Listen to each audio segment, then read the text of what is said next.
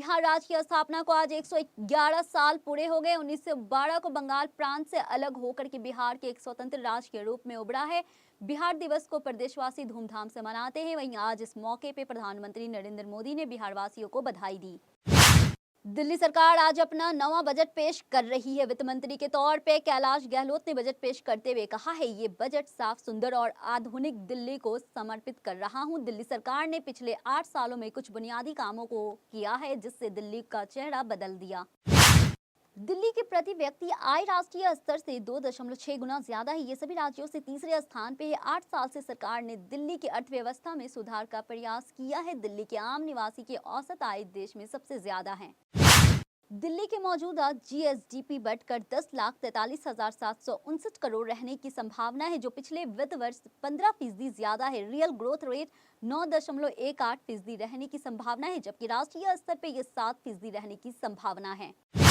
Budget के दौरान बोले कैलाश गहलोत, तीनों कूड़े के पहाड़ दिल्ली की छवि पे काला धब्बा रहा है। एमसीडी के साथ काम करेंगे तो इन सब के लिए 21,000 करोड़ रुपए का बजट रखा गया है। राजस्थान में यह साल चुनावी साल है और ऐसे में गहलोत सरकार ने विधानसभा चुनाव से पहले राइट टू हेल्थ बिल लाकर मास्टर स्ट्रोक खेल दिया है। दूसरी तरफ इस बिल को लेकर के जम के बवाल मचा हुआ है। निजी अस्पतालों के डॉक्टर्स गहलोत सरकार के इस बिल को जमकर विरोध कर रहे हैं। वहीं गहलोत सरकार ने अपनी चिरजीवी स्वास्थ्य योजना में जमकर बखान कर रही है। हरियाणा हाईकोर्ट ने पंजाब सरकार को एक बंदी प्रत्याशीकरण याचिका पे नोटिस जारी किया। याचिकाकर्ता ईमान सिंह खाड़ा ने आरोप लगाया है कि वारिस पंजाब दे प्रमुख अमृतपाल सिंह को पंजाब पुलिस ने अवैध रूप से गिरफ्तार किया है और उन्हें अभी तक कोर्ट में पेश नहीं किया गया। उत्तर प्रदेश के कई जिलों में 2 दिन से हुई बेमौसम बारिश ने किसानों को बड़ा नुकसान पहुंचाया है। भारी बारिश की वजह से खेतों में खड़ी गेहूं, सरसों और आम की फसल बर्बाद हो गई है। फसल बर्बाद होने से सीएम ने अधिकारियों को क्षतिपूर्ति का निर्देश दिया है। इसी कड़ी में लोक भवन मुख्य सचिव ने बारिश और ओलावृष्टि को लेकर के अधिकारियों के साथ बैठक की। दिल्ली में आम आदमी पार्टी के संयोजक गोपाल राय ने पोस्टर विवाद पे बीजेपी पे तगड़ा हमला बोला है। पीएम मोदी पर एक विवादित पोस्टर लगने पे दिल्ली पुलिस की कार्रवाई के बाद उन्होंने कहा है, हम पीएम के खिलाफ आंदोलन करेंगे। राजस्थान में बेमौसम बरसात और ओलावृष्टि किसानों के लिए आफत बनकर बरसी है। किसानों का कहना है, राम तो रूठा है लेकिन राज भी किसानों से रूठ गया है। भरतपुर के जिले में कई दिनों से रुक रुक कर बरसात हो रही है। इससे किसान की फसल चौपट हो गई। किसान खराब फसल की गिरदावरी करार कर मुआवजा दिलाने की मांग कर रहे हैं। इस मांग को लेकर के भारतीय किसान संघ ने मंगलवार को कलेक्टर के गेट पे धरना दिया। भारत में एक दिन में कोरोना वायरस संक्रमण के 1,134 नए मामले आने के बाद देश में अभी तक संक्रमित हुए लोगों की संख्या बढ़कर 4,46,98,118 हो गई है। वहीं उपचाराधीन मरीजों की संख्या बढ़कर 7,026 पर पहुंच गई। साइबर ठगों ने लोगों को निशाना बनाने के लिए एक नया तरीका खोज निकाला है। उन्होंने ऑनलाइन फ्रॉड का तरीका छोड़ के अब ऐप के जरिए ठगी शुरू कर दी है। मुंबई के अंधेरी में रहने वाले 65 वर्षीय मानसी मूले की ऐसी एक फ्रॉड का शिकार हुई है। ठगों ने उनके अकाउंट से 6,91,859 रुपए उड़ा लिए।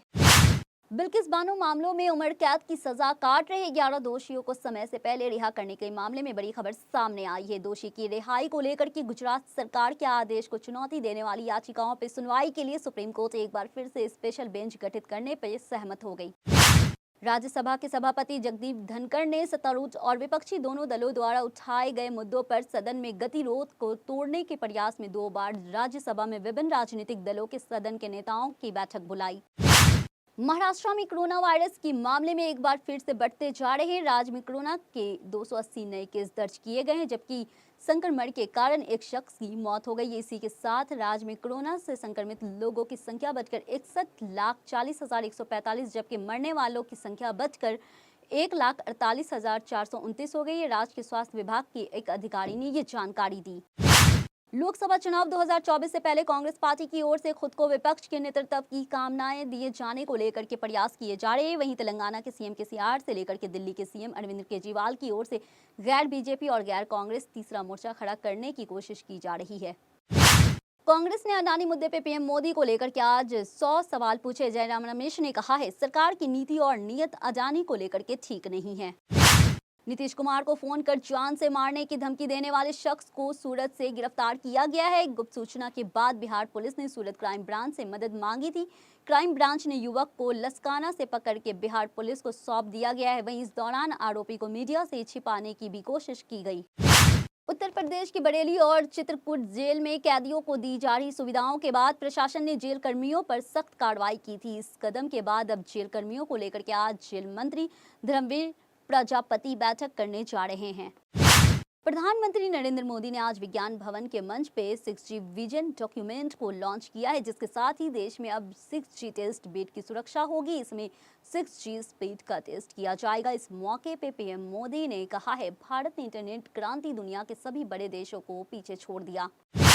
समाजवाद पार्टी के मुरादाबाद से लोकसभा सांसद एसटी हसन ने रमजान को लेकर के मांग रखी। उन्होंने कहा है, आज अगर नवरात्रि पे छुट्टी है तो कल रमजान पे भी अवकाश होना चाहिए, जिससे मुसलमान को भी लगे कि सरकार उनकी भी और मुसलमान भी इस देश के नागरिक हैं।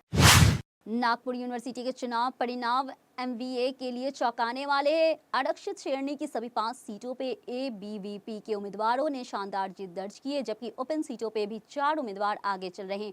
दिलचस्प बात यह है कि एमबीए की प्रत्याशी जीत के करीब भी नहीं पहुंच सका। राज ठाकरे गुरु पर्व के मौके पे मुंबई के शिव तीर्थ यानी शिवराज पार्क मैदान पे भाषण देंगे। वहां महाराष्ट्र की राजनीति के तमाम विषयों पे पिछले कुछ दिनों में महाराष्ट्र में घटी घटनाओं पे अपने ठाकरे अंदाज में टिप्पणी करने वाले हैं। इंदौर आईआईएमआई के एमबीए के समतुल्य पाठ्यक्रम के एक स्टूडेंट को एक कंपनी ने देश में नौकरी के लिए 1.14 करोड़ रुपए की सालाना पगार देने की पेशकश की है। खालिस्तान समर्थक अमृतपाल सिंह पंजाब पुलिस को चकमा दे करके जिस बाइक से भागा था वो बरामद की गई है। पंजाब पुलिस ने जालंधर के दरारपुर इलाके से भगोड़े अमृतपाल सिंह की बाइक को बरामद किया गया है। हालांकि अमृतपाल सिंह अभी भी पुलिस के गिरफ्त में नहीं आ पाए, वो फरार हैं। बीजेपी हरियाणा से राज्यसभा सदस्य दुष्यंत कुमार गौतम ने संसद में विपक्षी सदस्यों के रवैये पे करारा हमला बोला है। उन्होंने कहा है, विरोधी दलों के नेता संसदीय परंपराओं को लेकर के गैर जिम्मेदार व्यवहार कर रहे हैं। विपक्ष के नेता हर मसले पे संसद को छोटा दिखाने की कोशिश करते हैं। दिल्ली में ब्रिटेन के हाई कमीशन के बाहर तैनात सुरक्षा को कम कर दिया गया है। हालांकि यूएन कन्वेंशन के हिसाब से डिप्लोमेटिक इम्यूनिटी बनी रहती है। ब्रिटेन हाई कमीशन एलेक्स के घर के बाहर लगाए गए ब्रिकेड्स को हटा दिया गया। पश्चिम विक्षोभ ने राजस्थान में इस माह की शुरुआत से ही असर दिखाना शुरू कर दिया। लगातार एक के बाद एक बारिश का दौरा रहा। 4 बार सक्रिय हुए पश्चिम विक्षोभ से राजस्थान में कई हिस्सों में बारिश हुई। नतीजन किसानों की फसलें खराब होने का डर तो दिया है, लेकिन राजस्थान को इन दिनों प्रदूषण मुक्त कर दिया। बीजेपी के राष्ट्रीय महासचिव कैलाश विजय ने बड़ा बयान दिया है। मध्य प्रदेश के इंदौर में मीडिया से बात करते हुए विजय ने कहा है, जिस वजह से भारत का विभाजन हुआ है और पाकिस्तान एक अलग देश बनाया गया है, ऐसे में बचा हुआ भारत तो हिंदू राष्ट्रीय ही है। अफगानिस्तान के हिंदूकुश क्षेत्र में रात को 6.6 तीव्रता वाला भूकंप आया है। इसका असर भारत में भी देखने को मिल रहा है। उत्तर भारत के कई शहरों में भूकंप के तेज झटके महसूस किए गए थे। रिक्टर स्केल के मुताबिक भूकंप की तीव्रता काफी अधिक थी, जिसके चलते भारत में काफी ज्यादा नुकसान हो सकता था।